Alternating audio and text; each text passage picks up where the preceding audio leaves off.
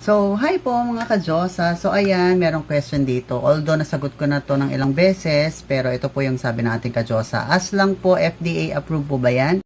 So, ang tinatanong po ng ating ka-Diyosa ay ang ating pong SCD Peeling Skin Lotion.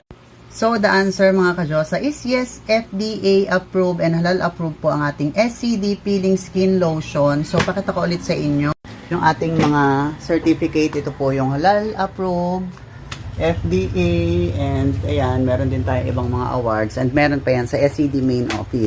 So, ito pa mga ka-Diyosa sa ating FDA portal. Ayan, search nyo lamang po yung SCD, and then makikita nyo na po yung ating sunblock, ultimate protection, gluta blend soap, lemon peel soap, lemon appealing skin lotion, ayan po siya, sunblock cream tint, yung Kojic natin nandyan din. So, ayan, yung Gluta White Dio, nandyan din, bleaching lotion, Sakura Serum, rejuvenating cream, ayan, nandyan po, rejuvenating set, nandyan po lahat yan sa FDA portal.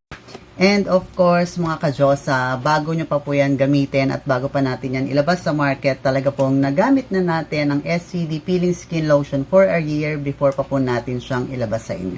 And si SCD products, lalo na po si SCD Peeling Skin Lotion ay 7 years in the market, going to 8 years na po tayo. So, we have nothing to worry about po mga ka-Diyosa. So, yun lang and have a great day. Bye-bye!